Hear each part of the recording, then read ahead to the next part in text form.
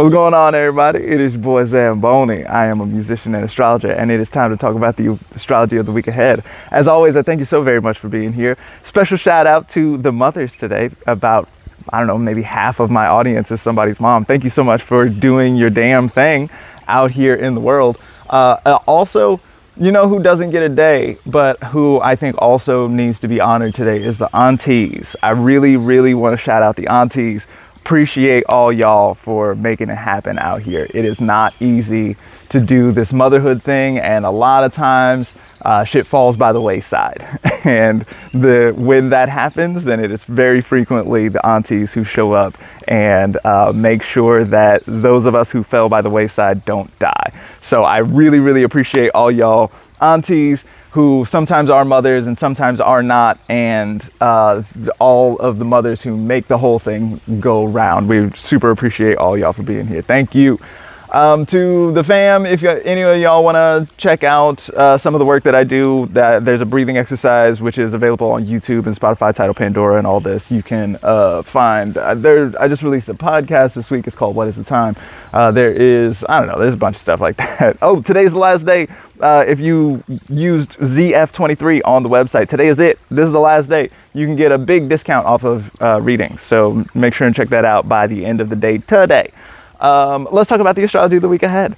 This week we have, you know what I'm looking forward to this week? It is the new moon. We've got a new moon in Taurus this week. This one is not eclipsed, although the North Node is still in Taurus, but there's a pretty wide gap in between. I think it's 25 degrees in between the North Node and the new moon. So we're not gonna see an eclipse this time. And man, I am ready. This eclipse season has been super rough. I think part of the reason why we've seen like so much difficulty in this eclipse season, I've seen, things breaking. I've seen people in a lot of distress. I've heard about a lot of nightmares. I've had a few nightmares myself. Like there's been so much existential dread around the whole thing, and we're like in this moment of like, I don't know, cosmic or societal upheaval or something like this, and it's like it's looking rough out here, right? We've went in Scorpio. The last eclipse was in Scorpio, and that's like kind of a terrifying place to spend time in the first place, and it's kind of like, I don't know, toilety or like vomity, this kind of thing, right, on the South Node. So this eclipse season.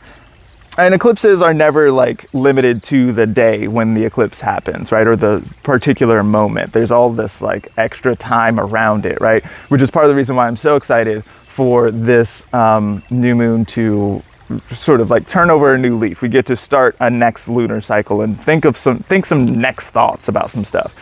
And part of the reason why this eclipse season has been so rough is that we've had Mercury retrograde at the same time. That also wraps up this week. Mercury is going to station direct and begin to move forward again. Now, what that means is that Mercury is going to spend the whole week sextile to Saturn. So Mercury is at about 5 degrees of Taurus right now, which is interesting because Jupiter is also going to make the same retrograde when Jupiter gets into Taurus. Oh, that's the other thing that's going to happen this week. Jupiter is going to go into Taurus. We'll talk about that in a little bit. Mercury is going to station direct, and it's going to be sextile to Saturn, right? So that is super slow. We're going to start moving forward again. And so whatever has been Mercury retrograde, I've heard about several people with car trouble. I've heard about lots of equipment failure and breaking things and this kind of stuff, right? So all of that stuff looks like we want to get forward again, but like Saturn doesn't move quick. That's like not what Saturn is here to do, right? And Mercury is in the same 2 degrees, 5 and 6 degrees of Taurus the whole week. And so we're definitely still going to be like moving real slow about stuff. But as I mentioned before, Jupiter is going to move into Taurus this week, and so Mercury being at the beginning of the sign and not moving very quickly is kind of cute from that Jupiter angle, because Jupiter is going to get in there, and then we're going to see a conjunction from Jupiter. Now, Jupiter isn't moving so fast that it's going to go in there and make that exact conjunction, but it's within orb, and we appreciate that. Jupiter is here trying to help. Jupiter's job is to help, to make things better, to improve things, to expand joy, luck, opportunity, possibility, meaning, spirituality. This kind of thing shows up a lot with Jupiter. There's a sense of like, and we can make it all worthwhile, or like, there's that sense of like, you know, like you get into the like all these YouTubers have these stories about like they got into this terrible accident and lost the use of both legs and an arm, and then it turned out to be the best thing of their lives or something like this, right? It's that sort of like big picture. Jupiter's really good for like seeing the whole forest, right? And it's that big picture idea of like, oh, okay, this is worth it. It makes sense. There's some meaning to be had in this dynamic. And so Jupiter moving into Taurus looks like it wants to bring that to the Mercury retrograde situation. Jupiter is also going to be there with the North Node, and so maybe bringing that kind of feeling to eclipse dynamics and all this kind of thing as well. So that looks like it's cute, you know what I mean? We can also remember that Jupiter moving into Taurus means that Jupiter is now going to be ruled by a benefic rather than being ruled by a malefic. Now Venus is not Venus is going to have a rough time for much of the year this year, but all that notwithstanding, we still get to, it's still ruled by a benefic, and that's going to be cute. Now, both Mars and Venus are there in Cancer. This is Mars's last week in Cancer. So, you know, Mars in Cancer is grumpy and annoyed and doesn't feel like doing it unless I feel like doing it, and that kind of thing, right? So there's like there's a strong emotional component to that Mars, and that you know, Mars is the planet of action. Mars wants to do stuff. Mars is in fall in this position, and so maybe not able to do the Mars thing, or maybe I feel like Mars in Cancer is a better way to describe it is not willing to do the thing, right? Because I don't fucking feel like it, or something like this, right?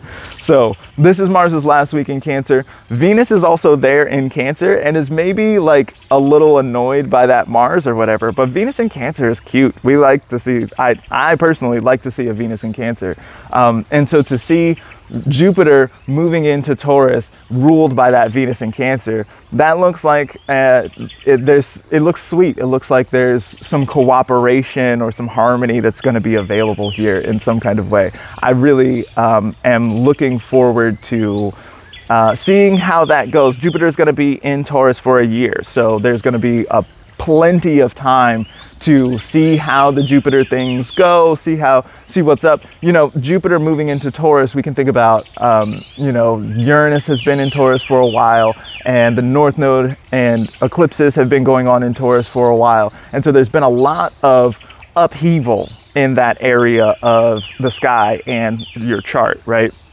And so Jupiter's job is to improve, affirm, confirm things, say yes, right? And so if we see that kind of dynamic taking place here, then Jupiter is going to move into Taurus, and for the next year, it's going to be Jupiter's job to be like, oh, big picture, meaning, affirm, yes. This whole, so like where Uranus has been disrupting things, Uranus, breakups, breakdowns, breakthroughs, right? Just breaking shit open. Jupiter is kind of like, you know, there's this opportunity to be like, aren't you glad that you broke that shit down, because now you have this other opportunity that you didn't even see coming. Don't forget that Uranus is surprising, right?